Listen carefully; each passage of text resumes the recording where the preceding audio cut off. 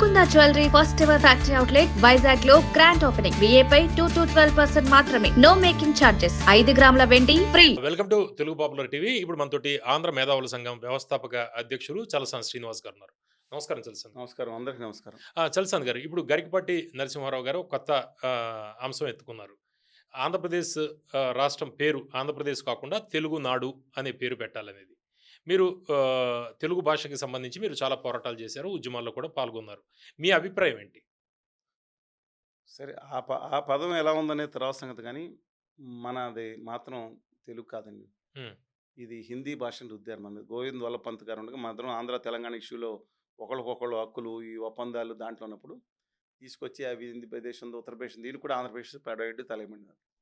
అది వచ్చారు. తెలంగాణ తాను ఇవాళ తన అచ్చటి తెలుగు పేరు పెట్టుకుంది.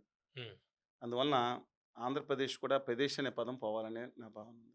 ఉమ్, మిగతా అన్ని రాష్ట్రాలు తమ ఆత్మగౌరవాన్ని చాటిస్తూ తమ సంస్కృతికి ప్రాతిపదిక మీద పేర్లున్నాయి. అంటే తమిళనాడు లాగా తెలుగునాడు రావాలా? నాడు అనేది మన సరే ద్రావిడ పదం ఏదైనా సరే మంచిదే. తెలుగునాడు అని కాదు, ఏదైనా తెలుగు. ఇంతకుముందు ఆంధ్ర రాష్ట్రం నుండి తెలుసా మీకు? ఆంధ్రప్రదేశ్ కాదు మనది. అవును. పొట్టి శ్రీరాములు గారి ఆత్మత్యాగ ఫలంగా అక్టోబర్ 1వ తారీఖు మద్రాసు కలిపి. అక్టోబర్ 1వ తారీఖున మద్రాసు కలిపి కోసం కోరారు. మన రాష్ట్రం ఏర్పడింది 1953. ఉమ్, అప్పుడు మన రాష్ట్రం పేరు ఆంధ్ర. అప్పుడు అంటే ఆ రాష్ట్రం పేరు ఆంధ్ర రాష్ట్రం, కర్నూలు రాజధానిగా. కర్నూలు రాజధాని కింద. ఇవాళ సరే అది కలిసిన తర్వాత ప్రదేశం అయింది. ఇవాళ అసలు ఆంధ్రప్రదేశ్ అసలు ఆవతరణ దినోత్సవమే ఆ బుర్ర లేని సోయి లేని ప్రభుత్వాలు అయ్యి. ఎందుకంటే అక్టోబర్ 1 ఆంధ్ర రాష్ట్ర అవతరణ, అది పుట్టినరోజు. తెలంగాణ కూడా తోటి అందరం ఒకటే తల్లి బిడ్డలం, ఎవరే కాదనుకున్నా తెలుగు తల్లి బిడ్డలం. ఉమ్, తెలంగాణతో ఆ రోజు ఏదైనా మ్యారేజ్ అయింది అంటే పెళ్లి రోజు నవంబర్ 1, జూన్ 2 విడాకుల దినం. ఉమ్, ఇప్పుడు మీరు పెళ్ళి బెటాకులు అయిపోయింది, ఏదో అయినా మంచి ఫ్రెండ్స్గా ఉన్నా అయిపోయింది. ఇప్పుడు ఏ పండుగ ఏం జరుపుకుంటారు మీరు? మీరు అయిపోయిన పెళ్ళికి పెళ్లి రోజు ఎవరైనా జరుపుకుంటారా? ఉమ్, విడాకుల దినం జరుపుకుంటారా? నేను అడుగుతున్నాను. ఆంధ్రప్రదేశ్ అవతరణ దినోత్సవం అక్టోబర్ 1 పెట్టండి బాబు. నేను సోసిరెడ్డి గారు రాష్ట్రం అంతా అన్నిసార్లు చెప్పినా అసలు అవతరణ దినోత్సవం కొన్నాళ్ళు చేయలేదు. వాళ్ళు తీసుకెళ్ళి పెళ్లి రోజు పెట్టారు. తెలంగాణతో పెళ్లి రోజు అవతరణ దినోత్సవం అండి. సరే, అంటే బేసిక్గా వస్తు కనక వాహన దారిద్ర్యం ఉండొచ్చు, కానీ భావదారిద్ర్యం ఉండకూడదు. ఉమ్, వాళ్ళ ఆంధ్రప్రదేశ్కి భావదారిద్ర్యం బానిస దారిద్ర్యం వచ్చినట్టుంది. ఎందుకంటే ఆర్థికంగానేమో ఆదాగా గుజరాతీ ఇతర వ్యాపారస్తులు చెప్పేది నడుస్తుంది. సాంస్కృతి పరంగా భావపరంగా కూడా అస్తిత్వం ఉండాలి. ఇవాళ అండమాన్ నికోబార్ దీవుల్లో ఒక అధికార భాషగా ఉన్న కనీసం అక్కడ తెలుగు పుస్తకాలు అడుగుతున్న ఇతర రాష్ట్రాలు కూడా వాళ్ళు వచ్చి మాట్లాడుతుంటే 2 రాష్ట్రాలు వదిలేసినాయి. వాళ్ళు పూర్వం ఒక రాష్ట్రం ఉండేది. వాళ్ళు ఆంధ్రప్రదేశ్ వరకు ఆంధ్ర అనే పదం అండి చాలామంది అంటూ ఉంటారు. ఖచ్చితంగా 3 ప్రాంతాలకు కలిపి ఉండాల్సిన పదం నేను ఖచ్చితంగా భావిస్తున్నాను. ఇవాళ తెలియని అక్కుపక్షులు కొంతమంది మాట్లాడితే ఒక ప్రాంతానికి పరిమితం చేస్తున్నారు. ఉమ్, అది మళ్ళీ చెప్తున్నానండి. ఉమ్, ఎందుకంటున్నానంటే ఇవాళ సేమ్ వేరు, కోస్తా వేరు అనేది ఓకే. ఆంధ్ర అనేది ఒక ప్రాంతానికి ఎలా అవుతుందండి? ఉమ్, ఇప్పుడు తెలంగాణ కూడా మన కాళోజీ నారాయణరావు గారు ఏమన్నా చూశారు కదా, ఏమి విషయమున్నది ఏమి భాష కులుకు ఎందుకురా అన్య భాషలు నేర్పి ఆంధ్రంబు రాధను సకిలించు ఆంధ్రుడా నీవు చావెందుకు. తెలంగాణలో ఉన్న ఆంధ్రుల గురించి అంటే తెలుగు వాళ్ళ గురించి మాట్లాడు. అప్పుడు కోస్తాడానికి సంబంధం లేదు, ఇక్కడ అందరూ ఆంధ్రులే. ఆంధ్ర మహాసభ ఏర్పడింది కూడా దానికే కదండి, తెలుగు వారి అస్తిత్వం కోసం ఏర్పడింది కదా. మొదటికే పంపనలు అయితే మన నన్నయ్య బదులు మాకు ఈయన పోతన గారు రాసింది ఏంటండి? శ్రీమతి ఆంధ్ర మహాభాగవతం కదా, తెలంగాణ కాదు కదా.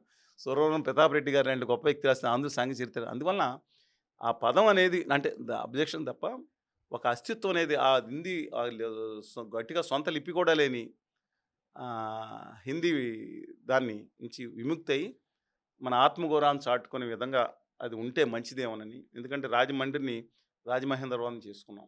ఉమ్. అలాగే మిగతా అలా ఒక రాష్ట్రానికి అస్తిత్వాన్ని అంటే ఈ పేరు మీద మీ అభిప్రాయం ఏంటి? ఇప్పుడు కేరళం కింద మార్చింది. తెలుగునాడు అనేది అంటే ఇటువంటి రాష్ట్రం పేరు మార్చాలి అనేది గతంలో కూడా తెలుగునాడు అనేది ఉందా? ఖచ్చితంగా కానీ గతంలోంచి ఈ అభిప్రాయం ఉందా, లేకపోతే ఇప్పుడు గరికపాటి గారు ఆంధ్ర తీసుకొచ్చారు అనే పదం ఒక అమృతులేని పదం అని నా అభిప్రాయం. సరే, దాన్ని పక్కన పెట్టినా సరే ఆ పేరు మార్చాలనేది కోస్తా, డిమాండ్ తెలంగాణ, మొదటి నుంచి రాయలసీమ, ఉందా? తెలంగాణకు ఆ రోజు అబ్జెక్షన్ ఉంటే తెలుగునాడు పెట్టుకోమన్నాం. ఉమ్, 3 ప్రాంతాలు కలిపి ఉండి బస్తర్ జిల్లా లాంటిది కూడా కలిసి ఉంటే బస్తర్ జిల్లా was larger than Kerala state. Um, Bastar జిల్లా అనేది ఉమ్మడి బస్తర్ జిల్లా కేరళ రాష్ట్రం కంటే పెద్దది. 114 చదరం 4 ఇప్పుడు విభజించబడింది. తెలుగు దానికి చెందాలి. మనం ఆ రోజు గంజాం జిల్లా మా గిడుగు రామూత్ పంతులు గారు వెనక్కి వచ్చేసారు, రాష్ట్రం వెళ్ళిపోయిందని. అక్కడికి వెళ్ళిపోయింది. రాయచూరు, బళ్ళారి లేదా ధరంపురి ఇప్పుడు ఉన్న గోపీనాథ్ గారు.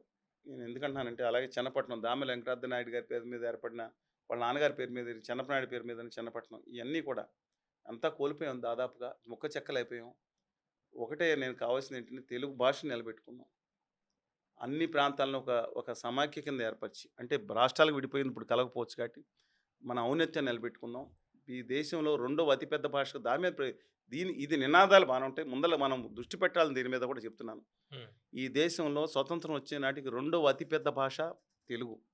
ఇవాళ 4వ స్థానానికి దిగజారిపోయాం. ఈ పాలకుల వల్ల. ఎన్టీ రామారావు గారు తప్ప ఎవరు కూడా దీని మీద తీవ్రంగా దృష్టి పెట్టలేదండి. ఇవాళ దాని భాష నశిస్తే ఒక జాతి అస్తిత్వం నశిస్తుంది. హ్మ్. నా ఉద్దేశం ఏంటంటే భాషను నిలబెట్టుకుందాం. హ్మ్. అనేక చోట్ల మాతృభాష కాకుండా అయిపోతుంది. మహారాష్ట్రలో ఎంతోమంది ఉన్నారు. 8 రాష్ట్రాలు మళ్ళీ చెప్తాను 8 రాష్ట్రాలు ముఖ్యమంత్రులుగా చేసాం మనం. హ్మ్. 8 రాష్ట్రాలు ముఖ్యమంత్రులు చేసాం. ఇప్పుడు ఇవాళ పరిస్థితి ఎక్కడికి వెళ్ళిపోయిందండి? దయచేసి దీన్ని కాకుండా భాష మీద నిలబెట్టుకోవట్లేదు. అమ్మ భాష యొక్క ఔన్నత్యాన్ని నిలబెట్టుకోవటం మీద, మనకు భాషా వికాసం మీద దృష్టి ఎక్కువ పెట్టాలి. ఖచ్చితంగా ఈ ప్రదేశాన్ని తోకను కట్ చేస్తేనే హ్మ్. మంచిదని నా అభిప్రాయం అండి.